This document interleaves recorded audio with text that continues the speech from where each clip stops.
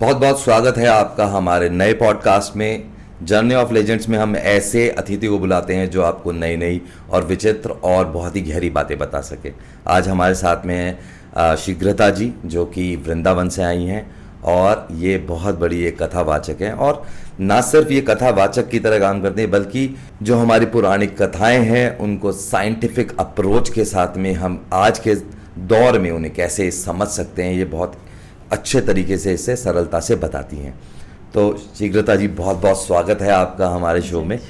आज मैं आपसे बैक ऑफ द कैमरा बात कर रहा था कि आज हम ना इस पॉडकास्ट को खाली क्वेश्चन आंसर की तरह करेंगे, बल्कि बहुत कुछ जानेंगे लक्ष्मण जी के बारे में, रावण के बारे में, विभीषण के बारे में, जटायु के बारे में और न जाने क्या क्या किस्से।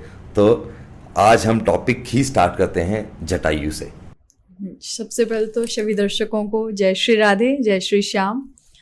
और जैसा कि आपने श्री रामचरितमानस में आपने कहा कि जटायु जी का जो प्रसंग है जी, तो वास्तविकता है बहुत सारे लोग जटायु जी को एक पक्षी के रूप में देखते हैं जी, पर मैं जटायु जी को एक पक्षी के रूप में नहीं, मैं एक संत के रूप में देखती हूँ जी।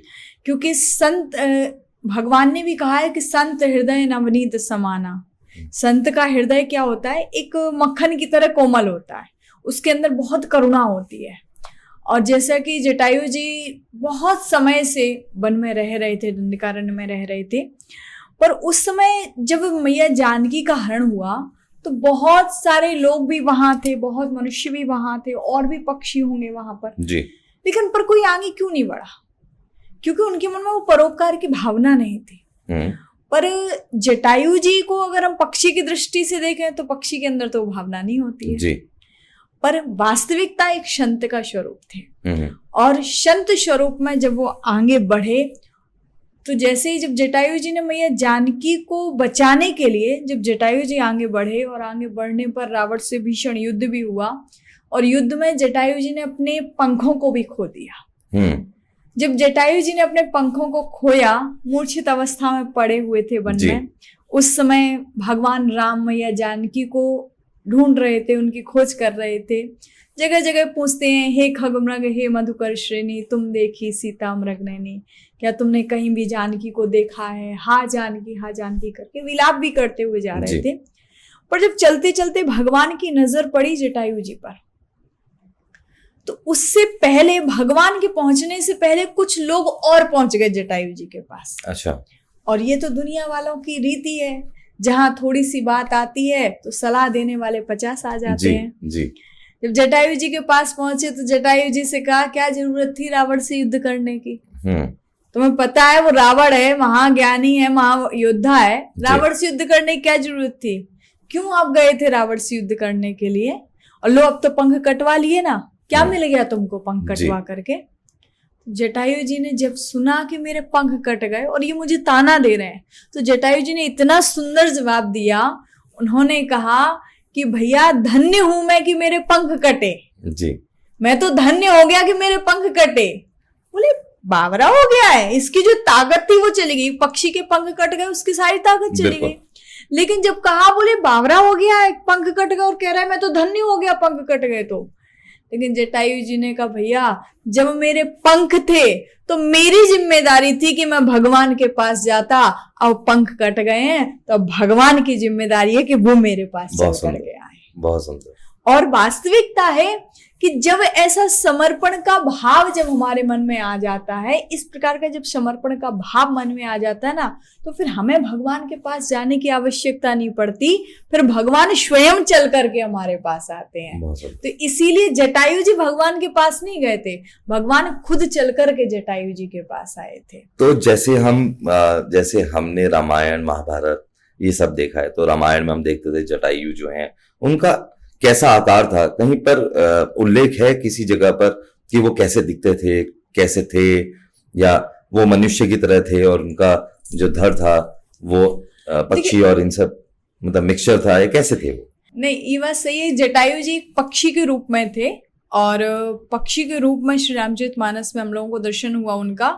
और जटायु जी 2 भाई थे जी। एक थे संपाति, दूसरे थे जटायु जी। एक बार दोनों में शर्त लगी कि मैं कौन कितना ऊंचा उड़ सकता है। अच्छा। ये जब शर्त लगी तो उस समय दोनों ने उड़ान भरी, संपाति ने और जटायु जी ने। उड़ान भरते भरते भरते इतना ऊंचा पहुंच गए, बहुत अधिक ऊंचाई पर जब पहुंचे तो जटायु जी को लगा कि मैं यदि ज्यादा ऊंचा मैं चला जाऊंगा तो हो सकता है कि मैं गिर जाऊं, हो सकता है मैं गिर जाऊं, या ज्यादा ऊपर पहुंच जाऊंगा तो मैं जल भी सकता हूँ, सूरज के पास पहुंचूंगा तो जटायु जी वहां से वापस आ गए। अच्छा। पर संपाति और ऊपर चले गए। अच्छा। और जब संपाति और ऊपर गए तो फिर उस समय क्या हुआ, वो थोड़ा सा सूर्य का प्रकाश पड़ा, उसके कारण थोड़े से जल भी गए। तो उसके कारण वो उड़ नहीं सकते थे। अच्छा। गिरे नीचे आकर के जी। और जिस समय जब सभी वानर सेना मैया जानकी की खोज में निकली तो मैया जानकी की खोज में जब निकली थी उस समय सुग्रीव जी ने कहा, बोले अगर आप खोज करके नहीं लाओगे तो सबका प्राणांत हो जाएगा। अच्छा। सबको सजा दी जाएगी। ऐसा भी हुआ था? तो जब ये कहा गया, उन्होंने अच्छा। कहा था सुग्रीव जी ने कि अगर आप मैया जानकी का पता करके नहीं आए, 1 महीने की समय सीमा दी थी, 1 महीने में अगर मैया जानकी का पता नहीं चला तो सबका प्राणांत हो जाएगा। जब इस बात को सुना तो बोले अब क्या करें, खोजते खोजते 1 महीना बीत गया लेकिन अब पता ही नहीं चल रहा था क्या करें। तो समय गुफा दिखाई दी थी वानरों को। अच्छा। और जब वो गुफा दिखाई दी तो वानर सेना पूरी उस गुफा में प्रवेश करे। अब उस गुफा में जाकर के देखा तो गुफा में चारों तरफ अंधेरा था, एक चकाचौंध सी थी, पर वहां पर एक नारी बैठी हुई थी। अच्छा। जिसका नाम था स्वयं प्रभा।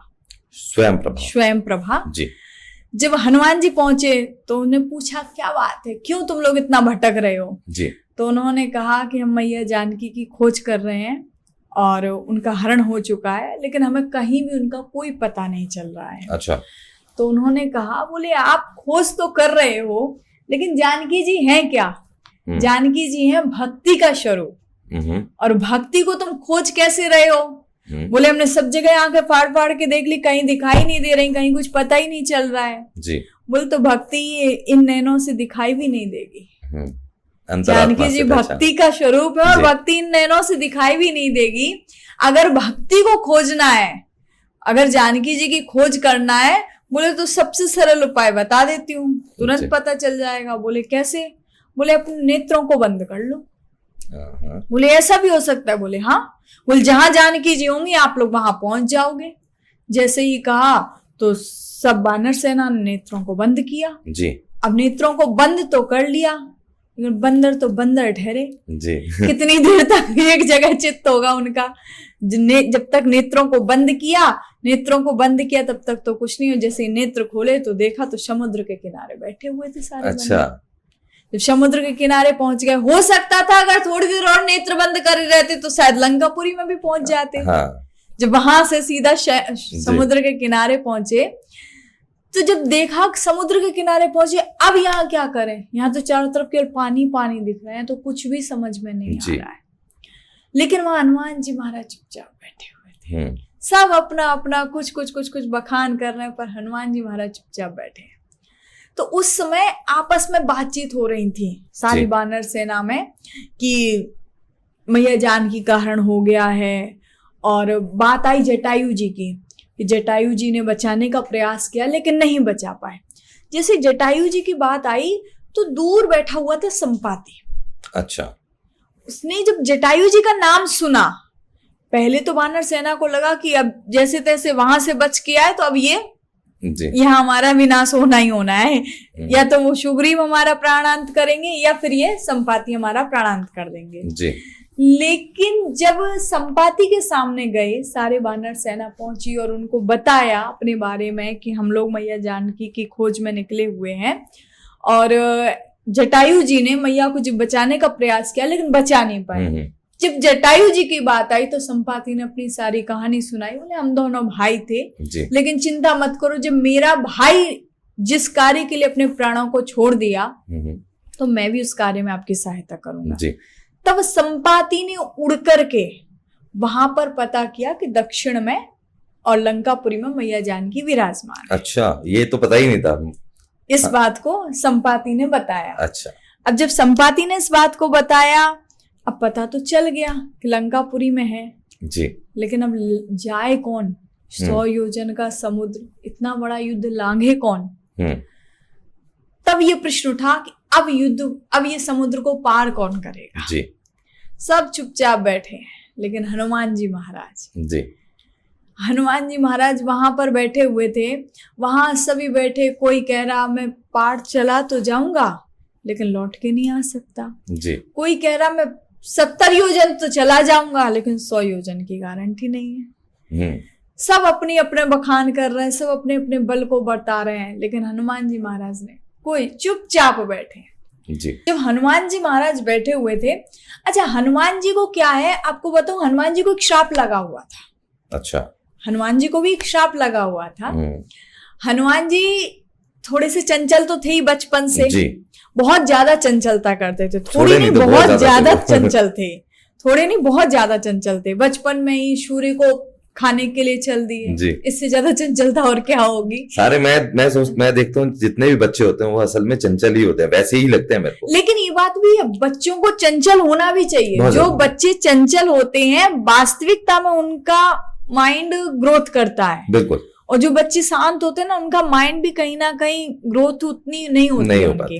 लेकिन हनुमान जी महाराज तो हनुमान जी ज्ञान नामाग्रगण्य, माइंड की क्या बात करी जाए, ज्ञानियों में अग्रण्य है हनुमान जी महाराज। तो हनुमान जी को एक श्राप लगा हुआ था, हनुमान जी बहुत ज्यादा चंचल थे। तो एक बार हनुमान जी खेलते खेलते ऋषि मुनियों की कुटिया में पहुंच गए। कभी कुछ वहां जाकर के फेंकते, कभी कुछ वहां जाकर के फेंकते थे। और एक अब बल तो बहुत था, अतुलित बल धामम। तो एक दिन हनुमान जी का आपस में मित्रों के साथ में खेल रहे थे, तो विनोद हुआ। विनोद में हनुमान जी ने लिया, बड़े बड़े वृक्षों को लेकर के तोड़ ताड़ के फेंक दिया, पूरा वन उजाड़ दिया। तो उस समय ऋषि महात्माओं ने वहां पर हनुमान जी को श्राप दिया। श्राप कह लो या फिर हनुमान जी को श्राप कौन दे सकता है। तब उन्होंने कहा था कि हनुमान तुमको अपने बल, तुम्हारे अंदर इतना बल है लेकिन तुमको अपने बल का लगता है अभिमान भी हो रहा है जी। और हम तुमसे कहते हैं कि तुम्हें तुम्हारे बल का ज्ञान जब होगा जब तुमको कोई ज्ञान कराएगा जी। जब तक तुम कोई ज्ञान नहीं कराया जाएगा कि तुम्हारे अंदर इतना बल है, तब तक तुम्हारा बल कोई काम का नहीं जी। तो यहाँ पर हनुमान जी महाराज बैठे हैं, सब अपने अपने बल का बखान कर रहे हैं, लेकिन हनुमान जी महाराज उनको पता भी नहीं है, उनको पता ही नहीं कि मैं ये काम कर सकता हूँ। और इसका एक और कारण है, मैं अभी आपको बताती हूँ कि हनुमान जी महाराज क्यों चुप बैठे थे। जब जामवंत जी आए और जामवंत जी से कहा कि आप कहो ना इनसे, क्यों बैठे हैं चुपचाप, ये तो कर सकते हैं जी। तो जामवंत जी गए, जामवंत जी ने कहा हनुमंत क्यों चुप बैठे हो, क्या कारण है आपकी चुपता का। अरे आप जितना बलवान तो कोई हो ही नहीं सकता, पवन तनय बल पवन समाना। आपके अंदर तो पवन, आपके पिता उनसे भी ज्यादा बल है आपके अंदर। तो का चुप शाद बैठे हनुमाना, क्यों चुप बैठे हो आप आगे बढ़ो ना। लेकिन हनुमान जी फिर भी मौन बैठे, फिर भी आगे नहीं बढ़े। तो कहा अरे हनुमंत हम तुमको बता रहे हैं, कवन सुकाज कठिन जगमाई, जो नहीं हो तात तुम पाई। ऐसा कौन सा कार्य जो तुम नहीं कर सकते हो, तुम हर कार्य को कर सकते हो। लेकिन फिर भी हनुमान जी नहीं उठे। अच्छा, जब आखिर में जामवंत जी ने एक ऐसी बात कह दी कि फिर हनुमान जी से रहा नहीं गया। जामवंत जी ने कहा राम काज लगी तब अवतारा।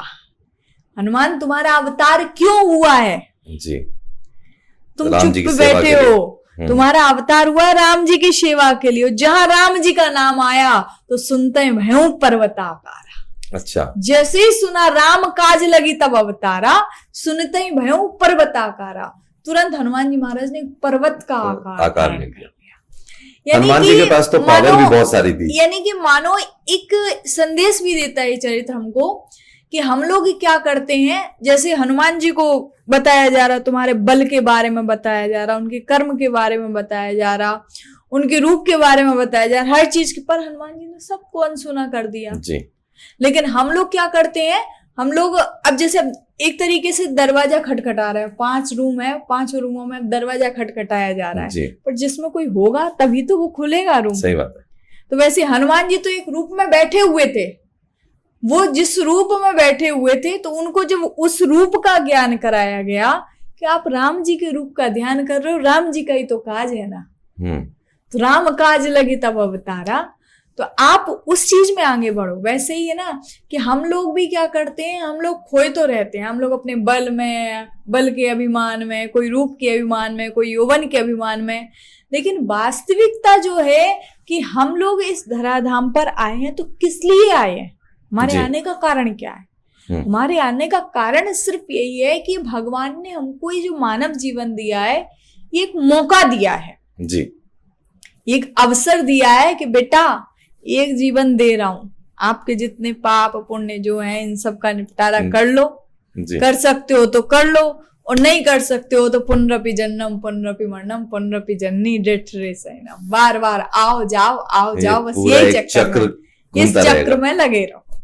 अच्छा, आप इतनी गहरी बातें करते हैं, तो पहले मैं ये जानना चाहता हूँ, आप इतनी गहराई के साथ में और इतनी सरलता के साथ में भी ये बातें बता पा रही हैं, ये इसका कारण क्या है? कैसे आप इसमें आए, कैसे आप कथावाचक बने? इसके बारे में बहुत सारे लोग जानना चाहते होंगे, मैं बहुत श्योर हूं इसके लिए। देखिए, मैं एक्चुअल में आपको बताऊं, अगर बनने की बात कहो तो ये तो मुझे खुद को नहीं पता कि मैं बनी कैसे। नहीं, ये तो भगवान की कृपा होती है, वही उसी से हो सकता है। मैं जब मुझे लगता है शायद 8-9-10 साल की थी, तब से मैं भागवत की कथा कर रही हूँ। और 9-10 साल में बहुत छोटा ही बच्चा होता है, वो क्या ही जानेगा मुझे बनना क्या है। जी जी बिल्कुल। तब तो केवल ये चलता है, हाँ मुझे ये बनना है, हाँ मुझे ये बनना है, हाँ मुझे, वो कोई निर्णय ले ही नहीं पाता जी। लेकिन जब तक ये सोचने का समय आया कि बनना क्या है, तब तक मुझे लगता है बन चुकी थी। आप बन चुकी, जो बनना था वो बन चुकी थी। तो कैसे, मतलब घर का माहौल ऐसा था? एक्चुअली मैं हमारे यहाँ आपको बताऊं, 5 पीढ़ियों से भागवत कथा, ज्योतिष, ये सब 5 पीढ़ियों से चल रहा है। मेरे पर बाबा जी स्वर्गीय श्री कंदर प्रसाद त्रिपाठी जी, वो भागवत कथा करते थे। मेरे बाबा आज भी भागवत कथा करते हैं। अच्छा। और ज्योतिष उनके लिए विशुद्ध है, आचार्य श्री कृपा शंकर त्रिपाठी जी। अच्छा। और मेरे पिताजी भी, वो भी भागवत कथा, श्री राम कथा करते हैं, और उनके लिए भी ज्योतिष सिद्ध है। और उनके द्वारा ये मुझे इस लाइन में आने का अवसर मिल गया, और पिताजी की संगति मिली, पिताजी का साथ मिला।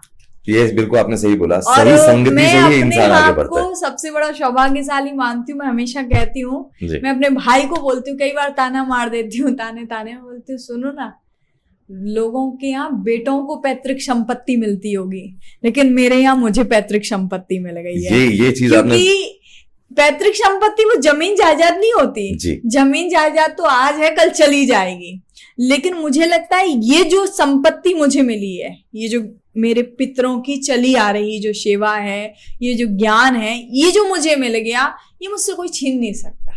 कोई कितना भी कुछ भी कर ले, पर ये ज्ञान कभी नहीं छीन सकता है। मैं ये जानता हूँ कि जब पहले का जितना मैं बुक्स पढ़ पाया हूँ, जितना मैं अपने साहित्य को समझ पाया हूँ, अपने धर्म को, सनातन धर्म को समझ पाया हूँ, वहां पर जो महिला है, जो औरत है, उसको एक अलग दर्जा मिलता था। अब ये सब कुछ चेंज हो गया है। पहले माता जानकी, अगर हम माता जानकी की बात करें, मतलब तो वो राजकुमारी थी। नेपाल आज भी उनके नाम से जाना जाता है। हाँ। तो मतलब ऐसा नहीं है, अब ये चेंज हो गया है, और अब तो खैर लोगों की सोच फिर बदल रही है, दोबारा से बदल रही है। एक अच्छा समय आ रहा है जहां पर प्रेफरेंस दी जाती है। मेरे को ऐसा लगता है कि अगर जिसके घर में बेटी है ना, उसको समझ में आएगा, उससे तमीज, उसको सारी चीजें अपने आप आ जाएंगी। अगर बेटी नहीं है तो मलंग की तरह घूम रहे हैं घर में। एक कहते हैं ना, जिसने कन्याधन जना नहीं, बेटी की विदाई क्या जाने, और जाके पग न फटी बिमाई, सो पीर पराई क्या जाने। बिल्कुल। और वास्तविकता है कि जो बेटी, मुझे लगता है, क्योंकि मैं आपको बताऊं, शायद अगर मैं कहूँ 24 घंटे में, मतलब मैं कहती हूँ मैं 24 घंटे अपने पिताजी के साथ रहती जी। मतलब एक आध दिन अगर वो 2 घंटे के लिए भी कहीं चल जाए ना, तो उस बीच में या तो उनका मेरे पास फोन आ जाएगा, या मेरा उनके पास फोन पहुंच जाए, कितनी देर लगेगी, कितनी देर में आप आएंगे घर। और बाहर रहते तो हम लोग हमेशा ही साथ रहते हैं। और मतलब हम लोग का इतना, कई लोग बोलते हैं कि आपके पिताजी के साथ बॉन्डिंग बहुत अच्छी है जी। और मैं बोलती हूँ हाँ ये तो है, और मैं इस चीज के लिए कहती हूँ ठाकुर जी की कृपा है जी। क्योंकि और वास्तविकता है, पिता का बेटी से प्रेम ज्यादा होता है, और माँ का बेटे से प्रेम ज्यादा होता है। माँ का लाडला और पिता की लाडली होती है। और शायद आपने मेरे हाथ में टैटू भी देखा होगा, तो इसमें श्याम की लाडली है। अच्छा, अरे वाह। तो वो किसी ने मुझसे कहा, बोले तुम तो पापा की लाडली हो। मैंने कहा मेरे 2 बाप हैं। हाँ। एक वो मंदिर में बैठा हुआ है, दूसरे मेरे साथ में रहते हैं जी। और मैं इस चीज को जानती हूँ, मुझे पूरा भरोसा है कि मेरे साथ में जब तक ये दो शक्ति जब तक मेरे साथ है, मेरा कोई बाल वांका नहीं कर सकता। नहीं, बिल्कुल, एक मेरे श्याम बाबा और दूसरे मेरे पापा। कितनी कृपा है आपके ऊपर। और मैं हमेशा कहती हूँ एक चीज, 4 लाइनें बोलती भी हूं मैं, कि जब तक वो झुर्रियों भरे हाथ मेरे सर पर हैं, जब तक वो झुर्रियों भरे हाथ मेरे सर पर हैं, मेरी शान जिंदा है, मेरा राज जिंदा है। और कयामत भी आ जाए तो मेरा क्या बिगाड़ेगी, कयामत भी आ जाए तो मेरा क्या बिगाड़ेगी, अभी मेरा बाप जिंदा है। बहुत सुंदर, बहुत सुंदर। तो वास्तविकता है, एक बाप और बेटी का जो स्नेह है ना, उसका कोई वर्णन नहीं कर उसका नहीं कर सकता कोई उसका कंपैरिजन नहीं, कोई नहीं कर सकता। मतलब मेरे लिए ना ऐसा है कि कभी भी, मैं आज तक आपको बताऊं, मैं कोई भी काम हो, कितना भी बड़ा काम हो जी, मुझे किसी भी काम को करने में डर नहीं लगता, क्योंकि मुझे लगता है कि मेरे ऊपर कोई है। नहीं, बिल्कुल, ये एक, और वो एक ऐसी शक्ति है जो कभी मेरा बुरा नहीं सोच सकती। पिता का तो नाम ही काफी है, जिसका नहीं होता ना उसको पता है कि इसकी क्या वैल्यू है। सच बात है। तो उनका तो नाम ही बहुत है, तो एक साथ में होना तो और भी बड़ी बात हो जाती है। कहते हैं कि वो दिल ही क्या जो दर्द से रवा नहीं, वो दिल ही क्या जो दर्द से रवा नहीं, किस काम के वो रिश्ते जो जवा नहीं। उस शख्स से जाकर के पूछो सब कुछ बतलाएगा, उस शख्स से जाकर के पूछो सब कुछ बतलाएगा, जिसके पास में सब है पर माँ बाप नहीं। सही बात है। तो माँ बाप का साथ ही हमारे लिए बहुत है। वो कुछ करें ना करें, लेकिन उनका साथ ही हमारे लिए बहुत बड़ी बात होती है। बहुत बढ़िया, बहुत। और मेरे लिए मेरे पिताजी का, बाहर के लिए कहूँ तो पिताजी का, घर में माता जी का जी, क्योंकि जब एक माँ का भी साथ होना बहुत जरूरी है जी। क्योंकि जब हम लोग पढ़ते हैं ना, तो बहुत सारी जगह होता है कि बेटी अगर पढ़ रही है तो माँ बार बार कहेगी मैं किचन में हूँ, तुम पढ़ रही हो, तुम थोड़ा सा मेरे साथ आकर के काम करो। लेकिन मेरी मम्मी, हम 2 बहन हैं और दोनों बहनों का, अगर वो भी पढ़ रही है और मैं भी पढ़ रही हूँ, तो वो चाहे दिन भर काम में लगी रहेंगी, वो आकर के देखेंगे अगर ये लोग पढ़ रही हैं, कोई काम करें, तो वो नहीं कह सकती बीच में कि ठीक है तुम अपना काम करो, हम अपना काम कर रहे हैं। मैं थोड़ा सा ना, जैसे मैं तो एकदम मेरे दिमाग में एक थॉट आया, कई बार मैं सोचता हूँ कि दुर्गा 9 क्यों होती है, और मैं जब किसी महिला को देखता हूँ तो मुझे वो मतलब समझ में आ जाता है। जब मैं अपनी माता जी को देखता हूँ तो मुझे समझ में आता है। मैं रात को 2 बजे आया या 1 बजे आया तो मुझे एकदम से चाय मिलेगी, खाना मिलेगा, बिल्कुल, बिल्कुल। है ना। उनको नींद आ रही होती है लेकिन बुखार होता है कहीं पर, तब भी वो मुझे बना के देती है। मेरी पत्नी है, वो भी ऐसी करती है, मेरी बेटी है। तो मुझे समझ में आया कि 9 दुर्गा, खाली हम 9 दुर्गा को नहीं पूज रही, वो 9 दुर्गा की क्वालिटी हमारे घर में ही है। हाँ। मल्टीटास्किंग, बिल्कुल बिल्कुल, इतनी मल्टीटास्किंग करती हैं लड़कियां। एक मेरे को नहीं लगता कि कोई और, मतलब जैसे मैं हूं एक लड़का, इतनी मल्टीटास्किंग नहीं कर सकता। मैं एक टाइम पे एक ही काम कर रहा हूं, जैसे दूसरा होगा तो मैं चिड़चिड़ा हो जाऊंगा। बिल्कुल बिल्कुल, कि एक जगह फोकस करने दो। लेकिन एक महिला है, एक हाथ में बच्चा है, दूसरा रोटियां हो रही है, ठीक है, वहीं पर आवाज भी आ रही है, कपड़े भी दिए जा रहे हैं। तो ये 9 दुर्गा के 9 रूप है। गुस्सा भी है, चंचल भी है, प्यार भी है, मोह भी है, सब कुछ है एक महिला के अंदर। तो दुर्गा का रूप इसीलिए कहा जाता है बेटियों को। एक नारी को, पिताजी हमेशा एक बात कहते हैं अपनी कथा में कि नारी के ना 3 रूप बताए वैसे तो। अच्छा। महालक्ष्मी, महासरस्वती और महाकाली जी, ये 3 रूप हैं। तीनों रूपों का नारी अपनी रेगुलर लाइफ में उपयोग करती है। जैसे महालक्ष्मी, जब वो, महालक्ष्मी का काम क्या है? सृजन करना, सृष्टि को जन्म देती है। वैसे ही जब एक संतान को जन्म देती है तो माँ एक सृष्टिकर्ता के रूप में आती है। बिल्कुल, वो महालक्ष्मी का स्वरूप है। फिर महासरस्वती, ज्ञान, कहते हैं बच्चे की पहली गुरु होती है माँ। बिल्कुल, माँ यदि चाहे, माँ जो चाहे वो बच्चे को बना सकती है। बिल्कुल सच है, और ये बिल्कुल सत्य है। लोग ना बच्चों को दोष देते हैं, बेटा ऐसा बन गया, बेटा वैसा। मैं कहती हूँ कहीं ना कहीं अगर बेटा बन रहा है तो उसमें भी माँ की कृति है, और बेटा बिगड़ रहा है तो उसमें भी माँ की कृति है। बिल्कुल सच्चाई है। बिल्कुल, माँ जैसा चाहे वैसा अपने बच्चे को बना सकती है। तो इसीलिए कहते हैं वो महासरस्वती का रूप वहां हो जाती है। पर जब बच्चा किसी गलत रास्ते पर चल रहा है, बच्चा कहीं बिगड़ रहा है, कुछ गलत कर रहा है, तो उस समय माँ महाकाली भी बन जाती है। बिल्कुल सही है। और वैसे भी कहा गया कि नारी के 3 रूप है, महालक्ष्मी, महासरस्वती, महाकाली। पर लक्ष्मी बनो अच्छी बात, सरस्वती बनो अच्छी बात, पर महाकाली ज्यादा नहीं जब बनना तक ना चाहिए। बनता, लेकिन अभी मेरे को लगता है कि लेकिन आज जो चल रहा है महाकाली हाँ, बनना पड़ेगा। जब आपकी आन मान शान पे बात आ जाए ना, तो महाकाली हर बनने लड़की में को पीछे महाकाली नहीं है। बनना ही पड़ेगा। बिल्कुल। मैंने ना एक बात सुनी थी एक जगह, किसी ने कहा, बोले अपनी बेटी को परी बनाओ, अपनी बेटी को परी बनाओ अच्छी बात है, पंख लगाओ अच्छी बात है, पर पंख के साथ साथ, परी के साथ साथ बेटी को केवल परी मत बनाओ, उसे मधुमक्खी बनाओ। बोले पंख के साथ साथ उसको डंक भी दो, जरूरत पड़ जाए तो वो कहीं डंक भी मार सके। मेरे को लगता है कि जैसे इजराइल में होता है कि हर बच्चे को कुछ टाइम के लिए आर्मी को ज्वाइन करना होता है, वहां का रूल है। सिंगापुर में भी है ऐसा ही, जितनी मुझे नॉलेज है, और हो सकता है गलत भी हो थोड़ी सी लेकिन इंडिया में भी होना चाहिए, और मतलब स्पेशली गर्ल्स के लिए होना चाहिए, लड़कियों के लिए होना चाहिए, क्योंकि आर्मी में जाके वो अपने आप को स्ट्रांग कर पाएंगे, अपना सेल्फ डिफेंस सब कुछ आना चाहिए। तो ये रिक्वायरमेंट भी है आज के टाइम की। हाँ, किसी लड़की को हम क्यों ये कहें कि रात को बाहर मत निकल, बिल्कुल क्यों ना निकले। गांव में तो अभी भी जाती हैं, सही बात है, गांव में तो नहीं होती दिक्कतें, क्योंकि वहां पर ये शिक्षा दी गई है। जैसे हमारे यहाँ पर क्या होता है, गुहांड होता है। गुहांड मतलब 5 गांव जो हैं, हाँ, वहां के जितनी भी लड़कियां हैं, चाहे वो किसी भी जाति से हो, चाहे आपके कुनबे से हो या ना हो, कोई भी हो, वो सारी आपकी बहनें हैं, तो आपकी शादी वहां नहीं हो सकती। अच्छा, हरियाणा में ये हो जाए तो गुहांड कहते हैं। तो आप अब जब सारी बहनें हैं तो फिर दिक्कत ही नहीं है ना, तो ये कल्चर है। तो ऐसे ही अगर ये सिस्टम बने, तो पहले मैं फिर वही कहता हूं कि सनातन धर्म इतना साइंटिफिक था।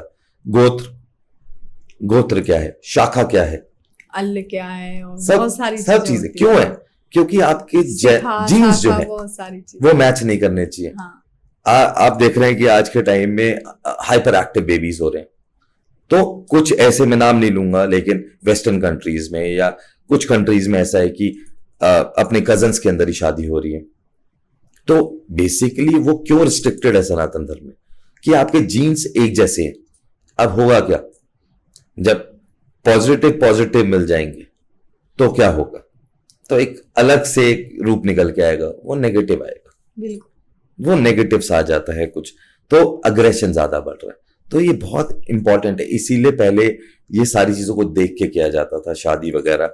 और नारी का जो उल्लेख है हमारे उसमें, चाहे वो कोई भी शास्त्र हो, वो सबसे ऊपर है, बिल्कुल सबसे ऊपर दिया गया है, संज्ञा सबसे ऊपर है। मैं इस चीज को बोलती हूँ, थोड़ा सा आपकी बात को काटा मैंने, लेकिन ये बात सही है। आज ना बहुत सारे लोगों की एक मेंटेलिटी हो गई है, बहुत सारी लड़कियों की भी मेंटेलिटी हो गई। मैं बाहर जाती हूँ, देखती हूँ, सब कहते बोले हम लड़कों की बराबरी क्यों नहीं कर सकते, जब लड़के ऐसा कर सकते तो हम क्यों नहीं कर सकते। लेकिन मैं हमेशा मन से बोलती हूँ, तुम्हें लड़कों की बराबरी करनी क्यों है? बिल्कुल सही बात है, आपको करनी क्यों है? शास्त्रों ने तो आपको लड़कों से बहुत ऊपर रखा है, बिल्कुल उनसे आपको बहुत ऊपर रखा, आप उनकी बराबरी पे क्यों अटके हुए हो? सच बात है। आप अपने आप को यानी कि उनसे नीचा देख रहे हो, इसलिए आपको लग रहा है, लेकिन वास्तविकता आप बहुत ऊपर हो, आपका ऑरा बहुत ऊंचा है।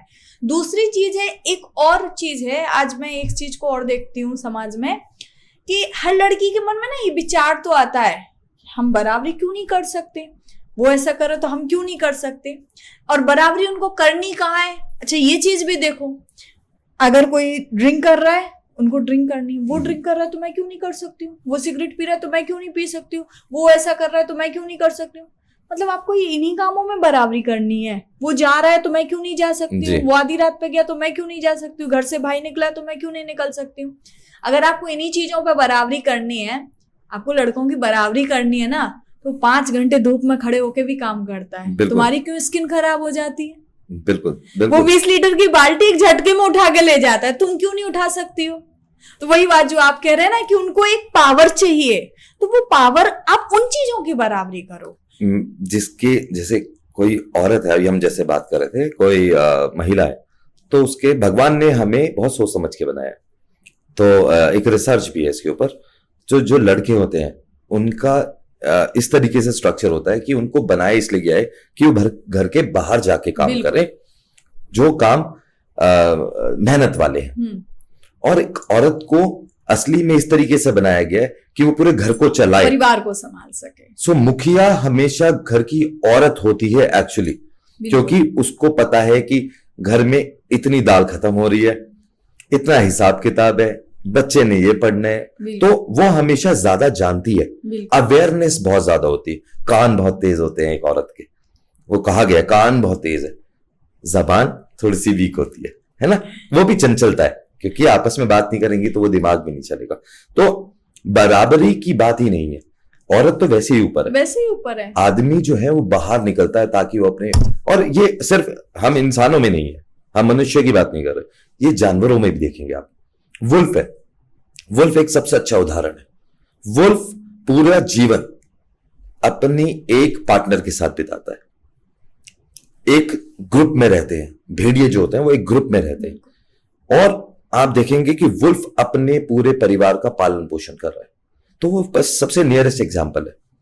तो औरत की, और उसमें भी रानी क्यों बोला गया, रानी का राजा, बिल्कुल रानी का राजा बोला जाता है, क्यों? क्योंकि रानी जो है ना वो ही कंट्रोल कर रही है एक्चुअली सबको, ये बाकी सब चीजें जो हैं उसके इर्द गिर्द घूम रही है। बिल्कुल सही बात है। तो जीवन का जो चक्र है वो पूरा का पूरा रिवॉल्व हो रहा है, अगर आप देखें तो एक महिला के, क्योंकि वास्तविकता अगर कहें ना, जीवन में सबसे ज्यादा आवश्यकता है, मैं कहती हूँ अगर किसी को सफल भी होना ना, तो जिंदगी में आवश्यकता है सहनशीलता की। और सहनशीलता मुझे लगता है एक लड़की से ज्यादा किसी के अंदर नहीं हो सकती, हो ही नहीं सकती, कभी नहीं हो सकती। पर वो लड़की की सहनशीलता कभी कभी दिखती है, कभी कभी नहीं दिखती। एक बहुत रैंडम उदाहरण दूं, जैसे एक बेटी जब माँ बनती है जी, और जब वो पहली बार माँ बनती है, वो माँ बनने से पहले जब वो अपने मायके में थी, खुद बेटी थी जी, तो उस समय उसका नियम होता है, कई बार वो 10 बजे जागती है, 11 बजे भी जागती है, सारी चीजें होती हैं। माँ नहीं खाना तो नहीं खाना है, माँ को कहना ये मुझे यही चाहिए, मुझे ये नहीं चाहिए, अपने पिताजी पर भी हुक्म चलाती है, माँ बाप पर हुक्म चलाती है, सब कुछ करती है। वो कई बार ऐसा होता है कि एक चीज भी सहन नहीं कर सकती है। लेकिन वही बेटी जब माँ बन जाती है, अभी तक उसने कुछ नहीं देखा क्या करना है कैसे करना है, लेकिन जब वो माँ बन गई, जब उसका खुद का बच्चा होता है ना, तो वो हर वो काम करती है जिससे वो 100 कोस दूर रहती है। बिल्कुल सही है। उसके बाद में कभी देखा होगा आपने, माँ भोजन कर रही है, बच्चा गंदगी कर देता है, अगर पिता की गोद में बच्चा है, बच्चा गंदगी कर दिया, पिता तुरंत गोद से उठा के नीचे बैठा ले जी, वो नहीं देखेगा कि क्या करूं, इसको साफ करूं, कैसे करूं। और माँ अगर भोजन भी कर रही है, उस समय भी अगर बच्चा गंदगी कर देगा, तो माँ भोजन की थाली को खिसका के पहले बच्चे को साफ करती है। बिल्कुल सही है। बच्चा इतनी शरारत करता है, फिर भी माँ को गुस्सा भी आ रहा है, वो सो भी नहीं पा रही है, वो नींद पूरी नहीं होती, लेकिन उसके बावजूद भी उसके मन में इरिटेशन नहीं होती। जबकि वैसे कोई थोड़ी सी आवाज कर दे तो माँ इरिटेट हो जाए, तो कोई भी लड़की इरिटेट हो जाएगी।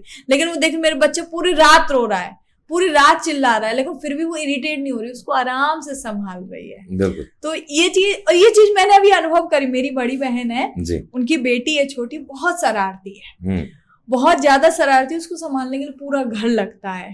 तो कई बार पिताजी बोलते हैं इनको संभालती कैसे है ये लेकिन जब वो अकेले रहती है तो हम लोग को भी ताज्जुब होता है कि संभालती कैसे होगी, जो कुछ नहीं करती थी आज वो इतना बड़ा काम कर रही है।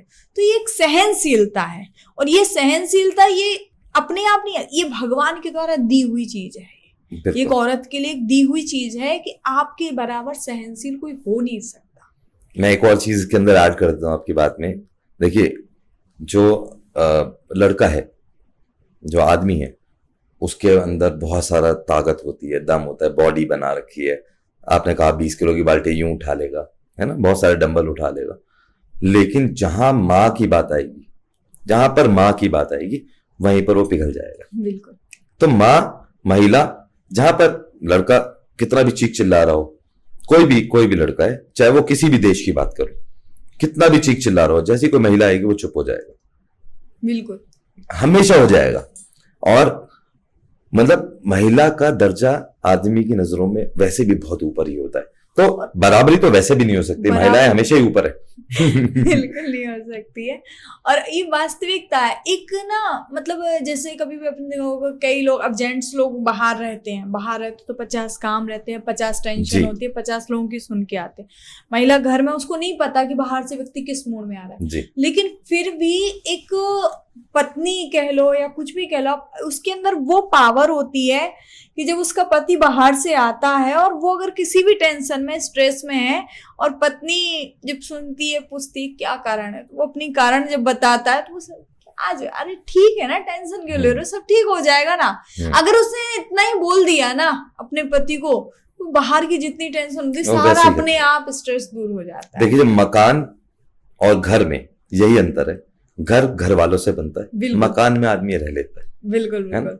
बाहर जो लोग रहते हैं ना, तो बोलते हैं ना, बोले कहाँ जा रहे हो, बोले रूम पे जा रहे हैं। और जब शादी हो जाती है, परिवार बन जाता है, तो पूछो कहाँ जा रहे हो, बोले घर जा रहे हैं, क्योंकि घर वालों से। बिल्कुल। तो वास्तविकता है कि हम लोग ना, जितना भी महिलाओं के अलग अलग रूप बताए हैं, पुराणों में बताए, और वैसे भी कहा भी गया है, यस्य नार्यास्तु पूज्यन्ते रमन्ते तत्र देवता।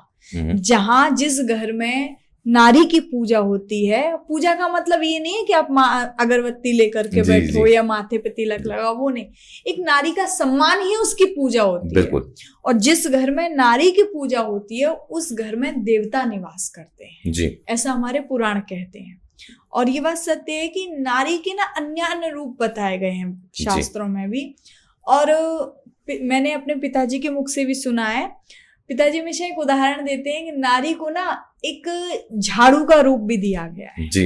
सुनने में थोड़ा सा बुरा लगता है, हाँ, पर लोगों को सुनने में थोड़ा सा बुरा भी लगता है कि झाड़ू का रूप दे रहे हैं, सफाई कर देते ना गंदगी की। लेकिन झाड़ू का रूप क्यों दिया गया है जी? हम लोग जब झाड़ू लगाते हैं, झाड़ू का काम क्या है? सफाई कर देना। और नारी भी क्या करती है? घर को साफ सुथरा, किसी घर को ही नहीं, एक व्यक्ति के जीवन को भी साफ सुथरा बनाती है वो। पर वो कब तक बना सकती है? झाड़ू सफाई कब तक कर सकती है? जब तक उस झाड़ू में पीछे बंधन लगा होता है। बिल्कुल सच बात। वो बंधन जब तक है, तब तक तो वो झाड़ू घर की सफाई करेगी। और जिस दिन उसका वो बंधन खुल गया ना, वो झाड़ू खुद कचड़ा बन जाती है। सही बात। तो वैसे ही नारी होती है कि नारी सफाई करने का काम तो करती है, पर वो कब तक करेगी? जब तक उसके जीवन में एक मर्यादा रूपी बंधन रहेगा। बहुत गहराई है। जिस दिन वो मर्यादा रूपी बंधन हट गया ना, उस दिन वो झाड़ू खुद कचड़ा बन जाएगी, वो नारी खुद कचड़ा बन जाएगी। बिल्कुल। इसलिए हमें जीवन में मर्यादाएं रखने की बहुत आवश्यकता है। और वास्तविकता है, अगर हम घर में देखें, नारी के रूप को अगर हम अपने घर में देखते हैं, तो घर में मैं हमेशा एक उदाहरण देती हूँ कि नारी का रूप है नमक के जैसा। अच्छा। जैसे नमक होता है ना, आपने सब्जी बनाई, मटर पनीर बनाया, पनीर ले आए, मटर ले आए, काजू किशमिश बादाम, खूब अच्छा पेस्ट तैयार किया और उसको बनाया आपने, सब कुछ किया, बहुत टेस्टी आपने पनीर बनाने का प्रयास किया जी। अब आपने सबसे पहले उसमें तेल डाला, सारे मिर्च मसाले डाले, पूरा पेस्ट जो बनाया फ्रूट्स का, ड्राई फ्रूट्स का, वो सब कुछ डाल दिया, और फिर लास्ट में आपने पनीर डाल दिया, पनीर बन के तैयार हो गया। कैसा पनीर बना होगा? अगर नमक नहीं है तो फिर खाया नहीं जाएगा। वो पनीर सब कुछ डाला पर उसमें नमक नहीं डाला तो बेकार है, सब कुछ।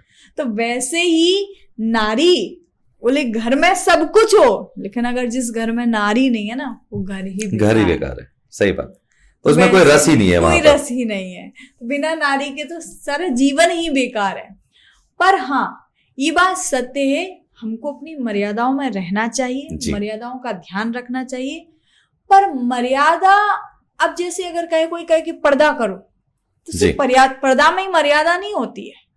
मर्यादा इंसान की आंखों में होती है। बिल्कुल सच बात है। अब पर्दा तो डाल लिया हमने एक हाथ का, लेकिन ससुर को गाली दे रहे हैं, क्या मतलब? क्यों पर्दा? कोई मतलब नहीं है। सास को आप गाली दे रही हो, ना सास का सम्मान, ना ससुर का सम्मान, ना घर के परिवार जनों का सम्मान, तो क्या मतलब? क्यों? पर्दा होती है आपकी आंखों में, शर्म होती है अपनी आंखों में। तो मर्यादा में रह करके, पर वही बात है ना, जैसे कि मैंने अभी बताया कि लोग हर चीज में बराबरी तो करेंगे, लेकिन कुछ चीजों में बराबरी अब मर्यादा में रह करके भी की जा सकती है। ऐसा नहीं है कि हम बिल्कुल सारी चीजों को, मर्यादाओं को तोड़ करके ही हम सारे काम 300-400 साल पहले पर्दे का कोई सिस्टम ही नहीं था हमारे देश में। तो हमारे देश में मैं उस टाइम की सोच जो है, एक पुरुष की और एक नारी की, उस टाइम पे पर्दे की जरूरत ही नहीं थी। ये आया जब हमारे ऊपर मुसलमानों ने कब्जा किया, उसके बाद में रक्षा करने के लिए, ताकि ऐसे घूंघट रखा जाए, चेहरा ना दिखे, ताकि उनकी गंदी नजरें वहां पर ना पड़े, इसलिए पर्दा किया गया था। बस। लेकिन ना मेन चीज है कि हम लोग ना आज का जो समय है जी और आज के समय को यदि देखते हैं तो बहुत सारी चीजें हैं जो पहले से बदल चुकी हैं बिल्कुल। और कुछ चीजों को बदलना भी जरूरी है। जी आज हर चीज में आप देखो तो आज हमारे यहाँ समाज में जो जैसा कि मतलब कुछ समय पहले हमने सुना, बहुत सारे, दिल्ली का ही एक केस था निर्भया कांड जो निर्भया था। कांड। जी बहुत सारे केस ऐसे हर दिन आप कुछ ना कुछ ऐसा नया केस आप देखो। जैसे कि अभी कलकत्ता में हुआ जी एक डॉक्टर के साथ जो जीवन बचाने का काम करती है, जो लोगों को बचाती है, बिल्कुल। वो खुद सुरक्षित नहीं है, जो लोगों को सुरक्षित करती है वो खुद सुरक्षित नहीं है। बिल्कुल। और मैं कहती हूँ हमारा देश, हम लोग कहते हैं 15 अगस्त सबने मनाया और 15 अगस्त पे सबने का स्वतंत्रता दिवस मना रहे हैं। किस चीज की स्वतंत्रता है? जहां एक बेटी स्वतंत्र नहीं है, एक बेटी सुरक्षित नहीं है, वो किस चीज की स्वतंत्रता है वहां पर? बिल्कुल सही बात, मैं सहमत हूँ आपकी बात से। पर इस चीज में कारण है, अगर हम बेटियों को ही दोष दें, कुछ लोग कहते हैं बोले वो छोटे कपड़े पहनती हैं, वो ऐसा करती हैं, तो भाई वो छोटे कपड़े तो आपकी बहन भी पहनती है, वहां तो आपकी नजर नहीं बिगड़ती है। क्यों? क्योंकि आप उसको उस दृष्टि से देख रहे हो ना, आपने उसको देखा उस दृष्टि से। और मैं तो कहती हूँ, मैं हर बेटी के लिए कहती हूँ कि एक समय था जब हमें महालक्ष्मी और महासरस्वती बनने की आवश्यकता थी, पर आज ये समय आ गया है कि अब वही महाकाली रानी लक्ष्मीबाई जैसा बनने की आवश्यकता है। पड़ेगा। और जब तक ये हम नहीं बनेंगे, हम चाहे कुछ कर लें, लेकिन हम जब तक खुद की रक्षा नहीं कर सकते तो क्या हम दुनिया की रक्षा सही करेंगे? बात है, बहुत जरूरी है इस टाइम पे कि अब चेंज लाना ही पड़ेगा, क्योंकि ये रुकने का सिलसिला, मतलब ये जो सिलसिला है ये रुकने का नाम नहीं ले रहा है। बिल्कुल नहीं, तो ये करना ही पड़ेगा। तो बहुत सारी चीजें हैं कि हमको वास्तविकता में आगे बढ़ना पड़ेगा। और कहीं कभी लगता है कि शायद जैसे आजकल ना हम लोग देख रहे हैं भ्रूण हत्या बहुत ज्यादा हो रही है, तो उसका कारण मुझे एक ये भी समझ में आता है कि आज माँ बाप इसलिए भी डरते हैं बेटी को जन्म देने से, क्योंकि वो सोचते हैं मेरी बेटी सुरक्षित नहीं है। पर एक गलती यहाँ पर माँ बाप कर देते हैं, जब बेटी घर से निकलती है ना तो माता पिता क्या कहते हैं, बेटा घर की इज्जत को बचा के रखना। कोई पिता अपनी बेटी को जब पढ़ने के लिए बाहर भेजता है ना, घर से बाहर भेजता है, तो वो मैंने देखा बहुत सारी, मेरे परिवार में बहुत सारी बेटियां जब बाहर निकली ना तो उनके पिताजी ने बस एक शब्द कहा, बेटा बाहर भेज तो रहे हैं लेकिन इज्जत का ध्यान रखना, घर की इज्जत खराब मत कर देना। बेटी को जब ये कहा जाता है, पर जब बेटा घर से निकलता है तो बेटे से क्यों नहीं कहते, बेटा यही समझाना चाहिए किसी के घर की इज्जत खराब मत करना। बिल्कुल, बेटे को ही समझाना चाहिए कि किसी के घर की इज्जत खराब मत करना। अगर आप बेटों को समझा दोगे तो बेटियां क्या करें? सही बात है। पर बात ये है ना कहीं हमारे संस्कार भी बिगड़ते हैं, उन्हीं संस्कारों की वजह से ये सारी चीजें भी होती हैं। देखिए बहुत सारी चीजें एकदम से अभी जो चल रही हैं, पहले के जो हमारे रिचुअल्स हैं और आज का जो दौर है, मेरे एक मित्र हैं, मैं उन्हें हर बार मतलब जब भी मिलते हैं तो वो काफी कंसर्न रहते हैं। उनकी एक बेटी है जो बड़ी हो रही है और इन सब चीजों को लेके एक पिता की अपने आप में एक चीजें होती ही हैं, तो सिर्फ मुझसे ही डिस्कस कर पाते हैं। तो मैं उन्हें सिर्फ एक ही चीज समझाता हूं कि ये नेटफ्लिक्स के जमाने में रामायण की बातें मत करो। नेटफ्लिक्स का जमाना है, या तो ये बंद कर दो और बच्चे को दबने दो, नहीं तो बच्चे के साथ में मित्रता बनाओ, उनको समझाओ कि आपके लिए क्या सही है, आपके लिए क्या गलत है। करना तो आपने ही है, वो गलत भी आपका है, सही भी आपका, लेकिन आप बड़े हो रहे हो, तो एक मित्र की तरह समझाओ और अपने आप चीजें ठीक हो जाएंगी। और साथ में अगर आप अपनी बेटी के लिए इतना कंसर्न है तो अपने बेटे को भी साथ में समझाओ कि देखो तुम्हारी बहन है, वो बाहर जा रही है, अगर उसके साथ कुछ गलत हो रहा है तो तुम्हें कितना बुरा लग रहा है, तो आपको भी वैसे ही काम करने पड़ेंगे। मेरे बहुत अच्छे मित्र हैं और यही बातें चलती रहती हैं उनके साथ। पर ना एक चीज ये भी है, मैं ये चीज सोचती हूँ, मुझे भी लगता था, और मैं आपको बताऊं मेरे पिताजी के साथ बहुत अच्छी मित्रता है जी, बहुत अच्छी दोस्ती मैं मानती हूँ, क्योंकि मैं ना कभी भी कोई भी चीज हो मैं उनको बताने से नहीं डरती जी। कभी कभार कुछ गलतियां भी हो जाती हैं तो एक मन में रहता है बताएंगे तो डांट पड़ेगी, अगर वो डांटेंगे तो फिर बुरा लगेगा, पर वो चीज अंदर ही अंदर हमें कचोटती रहती है, नहीं पिताजी को अगर कहीं और से पता चल गया तो ज्यादा बुरा लगेगा। तो फिर लगता है कि वो थोड़ी देर बाद बताएंगे लेकिन जा करके बता देंगे, थोड़ी डांट ही तो पड़ेगी ना, पर उसके बाद हम बिल्कुल निश्चिंत हैं, अब चाहे कुछ भी हो वो अपने आप संभालेंगे। जी। एक डर वो खत्म हो गया कि उनको पता चलने वाली बात है। तो बहुत अच्छी मेरे पिताजी से बहुत अच्छी मित्रता, जैसी में बाप बेटी कम, हम मित्र जैसे ज्यादा रहते हैं।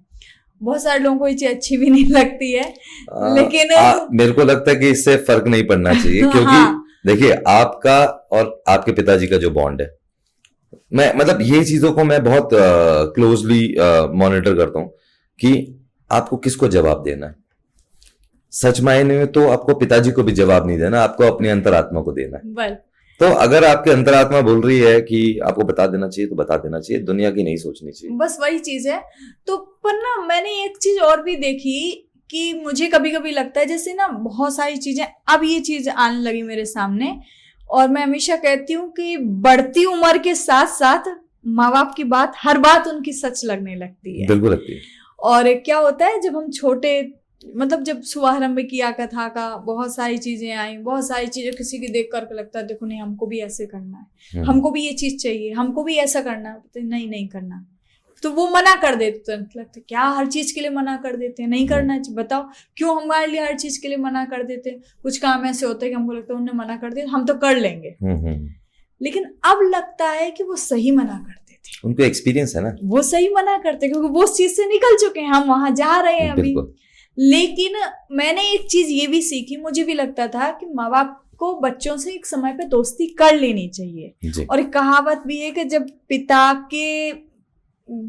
का जूता बेटे के पैर में आ जाए तो दोस्त बन जाना चाहिए। लेकिन अभी मैं कुछ समय से एक चीज मैंने अनुभव करी है कि माँ बाप को दोस्त नहीं बनाना चाहिए। अच्छा, अगर माँ बाप को भी दोस्त बना लिया, दोस्त तुम दुनिया को बना रहे ना, वो माँ बाप है, अगर वो भी दोस्त बन गए, दुनिया में दोस्त तो बहुत मिल जाएंगे लेकिन माँ बाप नहीं मिलेंगे। जी, बात तो है। दोस्तों को हमें डांटने का अधिकार उतना नहीं होता जितना माँ बाप को होता है। जी।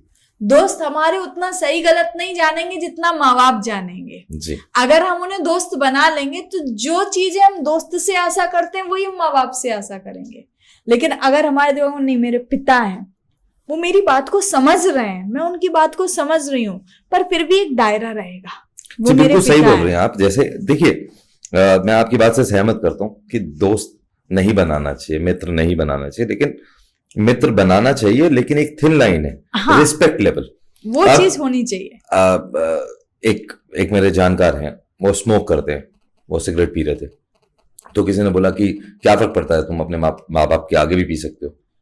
तो उन्होंने बोला माँ बाप के आगे कैसे पी सकते हो आप? तो वो थिन लाइन, रिस्पेक्ट लेवल, वो कह रहे हैं एडिक्शन तो हो गई है लेकिन वो थिन लाइन को मैं क्रॉस नहीं कर सकता। तो ये एक अच्छी चीज है, क्योंकि बहुत सारी चीजें होती है जब हम हमेशा साथ रहते हैं, हमेशा हंस रहे, बोल, बहुत सारी चीजें एकदम खुल जाते हैं हम लोग। तो फिर हमारे मन में अरे ठीक है ना, बोल दिए ना, क्या हो गया, अरे ठीक है ना, कर दिए ना। लेकिन नहीं, जब हमारे मन में चीज नहीं, वो मेरे पिता है, मेरी एक मर्यादा है उनके सामने और मैं उसी मर्यादा में रहूंगी, तो फिर वो चीज ना एक दायरा बांध करके रखती है। और वो होना भी चाहिए, क्योंकि माँ बाप को जो अधिकार बच्चों को डांटने का वो किसी को नहीं होता, और माँ बाप पूरे अधिकार से डांटते हैं। और जब उनको हम पिता की दृष्टि से देखेंगे तो उनकी डांट हमको बुरी नहीं लगेगी। लेकिन वहीं अगर हम कहेंगे अरे तो फिर हम भी कहने लगते हैं तुम तो हर चीज पे डांट रहे हो, क्यों डांट रहे हो, कैसे कर रहे हो, ये चीज हो जाती है। बिल्कुल बिल्कुल सही है, बिल्कुल सही बोल रहे हैं आप, क्योंकि थोड़ा सा एक रिस्पेक्ट लेवल तो मेंटेन होना है। किसी भी, वो कहते हैं ना मर्यादा, हाँ, किसी भी रिश्ते की एक मर्यादा है, वो मर्यादा के अंदर जो चीजें हैं वो होनी चाहिए। और मतलब क्योंकि आज ये ठीक है कि, और ये बात भी सही है कि माँ बाप का बच्चों के लिए सपोर्ट होना भी बहुत जरूरी है। बिल्कुल, अगर माता पिता आपके साथ नहीं है ना, आप कितने भी पावरफुल बने रहो, सब बेकार है। हम दोबारा से घूम के ना, मैं जहां पर हमने वो कन्वर्सेशन छोड़ी थी कि हनुमान जी एकदम पर्वत का रूप ले लेते हैं, तो मैं वहां पर आ जाता हूँ अब। तो एक मेरे को बात याद है, मुझे ना एक बहुत अच्छी बात याद आई थी, अभी हम लोग बेटियों पर चर्चा कर रहे थे, मुझे बहुत अच्छी स्टोरी याद आ गई थी, मैं उसको बताती हूँ, फिर अपन उसी टॉपिक पर चलते हैं। जैसा कि आपने कहा ना, बेटियों के लिए बंधन और लोगों की सुनना और ये सारी चीजें, एक बार मेरे साथ में हुआ।